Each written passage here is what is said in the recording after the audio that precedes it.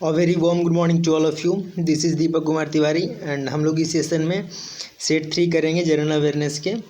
और दोस्तों, अगर आप सेट 1 और सेट 2 अगर नहीं देखें जनरल अवेयरनेस MCQs, तो प्लीज़ आप करंट अफेयर्स की प्लेलिस्ट में जाइए और वहाँ से आप पहले सेट 1 और सेट 2 को देखिए। बहुत मज़ेदार तरीके से मैंने एक एक पॉइंट को डिस्क्राइब किया है। So this is my official channel that is MS campus and this is me Deepak Kumar Tiwari. और इस वीडियो को अंत तक देखें और लाइक शेयर एंड कमेंट करना और सब्सक्राइब करना तो एकदम ना भूलें, क्योंकि अगर आप सब्सक्राइब करके बेल आइकन पर क्लिक नहीं कीजिएगा तो मेरे वीडियोस का नोटिफिकेशन आप तक नहीं पहुंचेगा। And this is my Instagram handle DKTWR9679।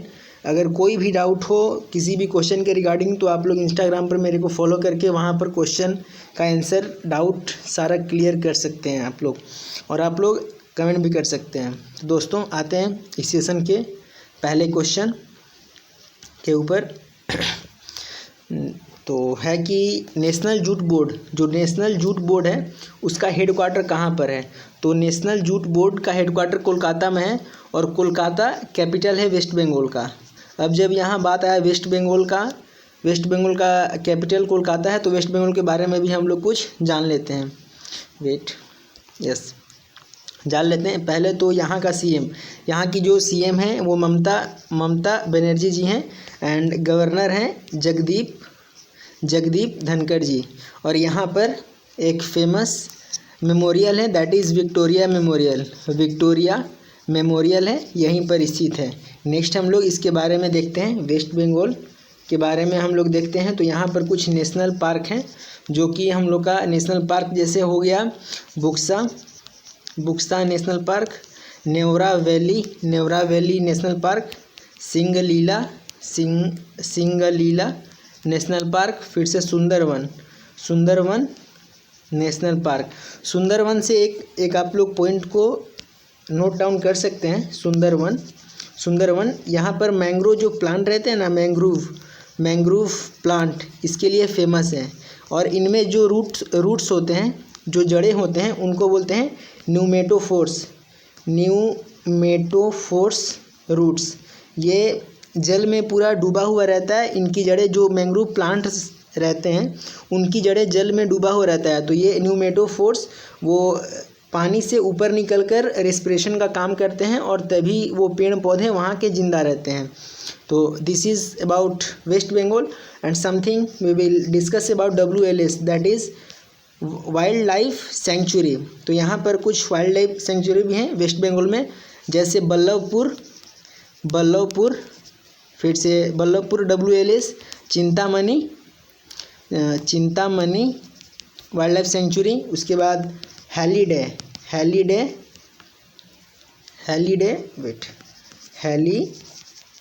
WLS। उसके बाद हम लोग का लोथियन के बाद हम लोग लिख लेंगे महानंदा वर्ल्ड लाइफ सेंचुरी। तो ये सब world life sanctuary and national parks हैं। अब हम लोग आते हैं TPS that is thermal power station. यहाँ पर क्या क्या हो जाएगा? मेजिया हो जाएगा, Kolaghat Mejia TPS, Kolaghat TPS, Bakreshwar TPS that is thermal power station. उसके बाद हम लोग देख लेंगे दुर्गापुर, मेन है वेस्ट बंगाल में जो एक फेमस TPS है, तो दुर्गापुर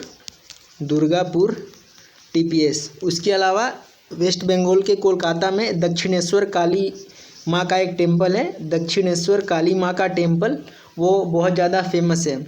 तो ये था हम लोग का वेस्ट बंगाल के बारे में। और आप लोग कुछ नोट कर सकते हैं, जैसे वेस्ट बंगाल में जो लोकसभा सीट है वो है 42 सीट है लोकसभा का, एंड राज्यसभा सीट है 16 सीट है राज्यसभा का। और उसके बाद यहाँ का जो लेजिस्लेचर है वो है यूनिकैमरल, और यहाँ का सीट है लेजिस्लेचर का 294 सीट्स है।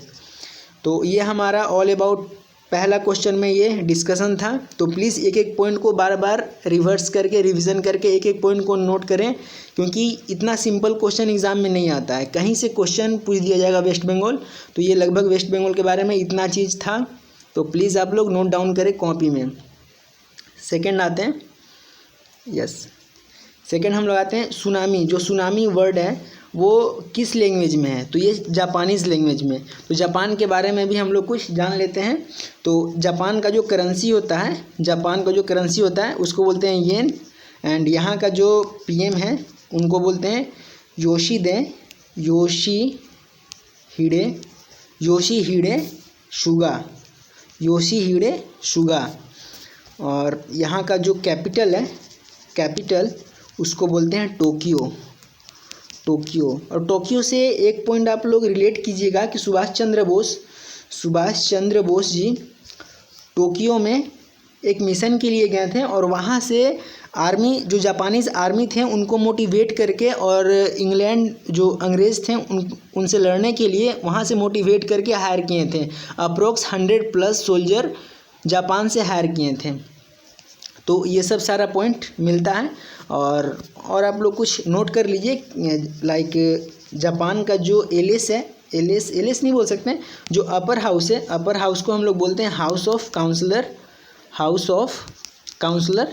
एंड जो लोअर मतलब जो लोअर प्लेस है, जैसे लोअर हाउस है उसको बोलते हैं हाउस ऑफ रिप्रेजेंटेटिव। तो ऐसे आप लोग एक दूसरे से लिंक करके चीज़ों को कीजिए। थर्ड नंबर है कि ये जो विच ऑर्गेनाइजेशन, कौन सा संगठन कम्युनिटीज़, 2 कम्युनिटीज़ हैं। एक है उड़ीसा का है वेंकटरायपुर एंड नोलिया शही। तो इसको सुनामी रेडी किया गया है। तो ये यूनेस्को ने इसे किया है। तो यूनेस्को का पहले हम लोग फुल फॉर्म को देख लेते हैं। तो इसका फुल फॉर्म होता है यूनाइटेड नेशन। आप लोग नोट कर लो, क्योंकि पेज बहुत छोटा है तो मेरे को थोड़ा लिखने में प्रॉब्लम हो रहा। तो आप लोग नोट कर लो, मैं बोल रहा हूँ, United Nation education scientific and क्या था, यस, कल्चरल ऑर्गेनाइजेशन। तो United Nation education scientific and cultural organisation, और इसका हेड क्वार्टर है पेरिस, फ्रांस में इसका हेड क्वार्टर है। और जो इसके पीएम और हेड हम लोग बोल सकते हैं, वो कौन है, ऑड्रे ऑजले, ये वहाँ के हेड हैं। तो ये सारे पॉइंट्स को आप लोग लिख लो, हम लोग का काम आएगा। और एक आप लोग पॉइंट लिख सकते हैं, डेट तो एग्ज़ाम में नहीं पूछता है, बट ईयर पूछता है कि यूनेस्को का इस्टेब्लिशमेंट, फाउंडेशन डे कब होता है। तो फाउंडेशन डे होता है आपका 16 नवंबर, अभी 2 दिन पहले पार हुआ, 16 नवंबर 1945। तो आप ईयर दिमाग में रखना, 1945। नेक्स्ट हम लोग आते हैं 24 नंबर में, इनकोइस INCOIS is an organisation under which ministry. ये जो संगठन आता है, ये किस मिनिस्ट्री के अंतर्गत आता है। तो ये आता है minister of earth sciences ministry के अंदर आता है। तो इन्हें हेड कौन कर रहा है, तो इन्हें हेड कर रहा है, इनके जो मिनिस्टर हैं वो है डॉक्टर हर्षवर्धन जी। और इसका फुल फॉर्म क्या होता है, आप इसका फुल फॉर्म लिख लो, Indian National Centre for Ocean Information Services. ठीक है, अगेन मैं रिपीट कर रहा हूँ, Indian National culture for Ocean Information Services. ये आप लोग नोट डाउन कर लें। और मिनिस्ट्री ऑफ अर्थ साइंसेज किसके अंदर आता है, तो उनको जो हेड करता है वो है डॉक्टर हर्षवर्धन। नेक्स्ट हम लोग 25 नंबर क्वेश्चन में आते हैं, which chemical was used for Beirut explosion. ये अभी हाल ही में न्यूज़ में था, बेरियट एक्सप्लोजन था, तो उसमें यूज़ हुआ था अमोनियम नाइट्रेट का यूज़ हुआ था। तो इसमें कुछ स्टैटिक पार्ट नहीं बनता, बट आप लोग इसका फॉर्मूला याद कर सकते हैं, that is NH4NO3 that is ammonium nitrate.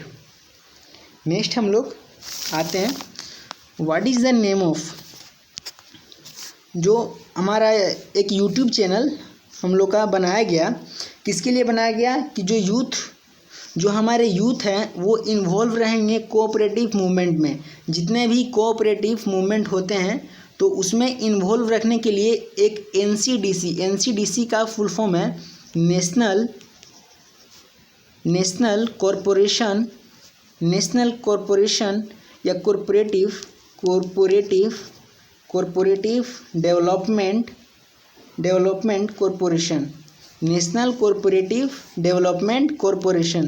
तो ये फुल फॉर्म है। तो ये किसने किया है? ये किया है सहकार कोऑपरेटिव एनसीडीसी चैनल। तो ये किस लिए किया गया है? ये किया गया है फॉर फिनेंशियल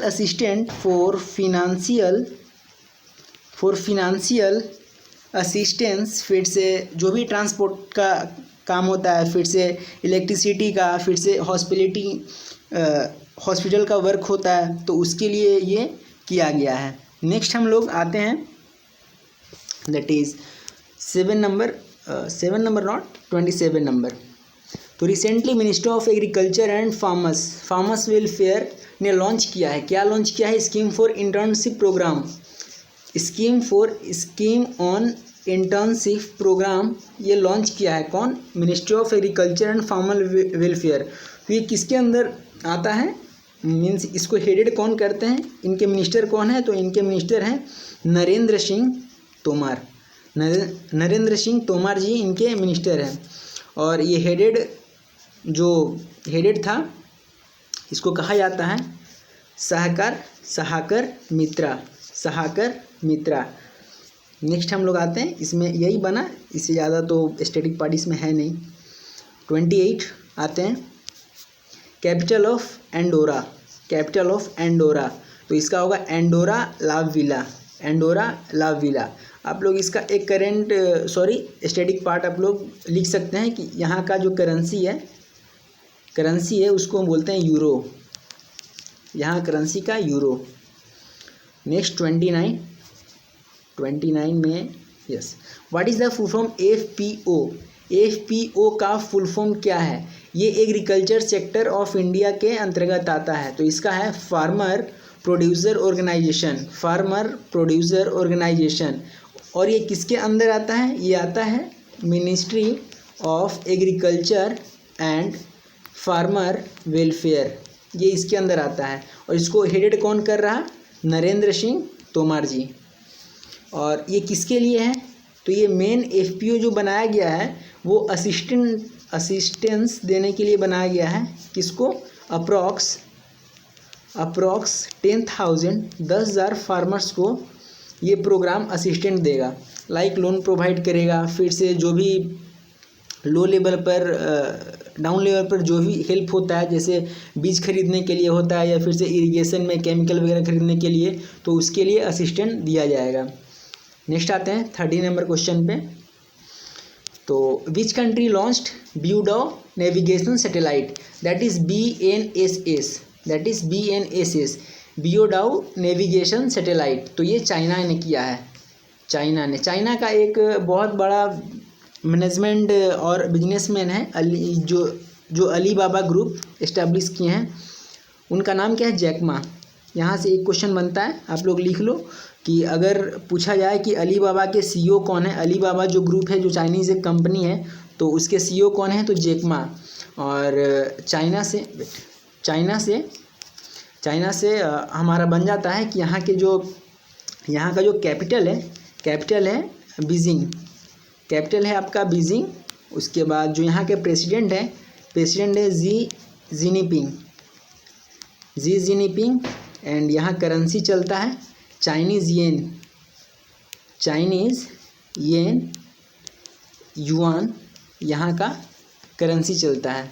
और ये जो संघाई है, यहाँ एक संघाई सिटी है जो कि यहाँ का लार्जेस्ट सिटी है। और आप ये बिल्कुल ना भूलें कि जो कोविड-19 कोरोना स्टार्ट हुआ था वो चाइना से ही हुआ था। तो this is today's discussion about all questions. तो उम्मीद मैं करता हूँ कि सारा क्वेश्चन आपको बेहतर लगा हो, और प्लीज़ हर एक पॉइंट को नोट डाउन करें और बार बार रिवीजन करें। तो अगर आप अभी तक सब्सक्राइब नहीं किए हैं तो प्लीज़ सब्सक्राइब करें और इन्जॉय लें। और आने वाले सेशन में मैं और बेहतर क्वेश्चन और बेहतर एक्सप्लेनेशन के साथ आऊँगा। तो वॉचिंग फॉर वीडियो बहुत बहुत थैंक यू। जय हिंद, जय भारत। मिलते हैं अगले सेशन में।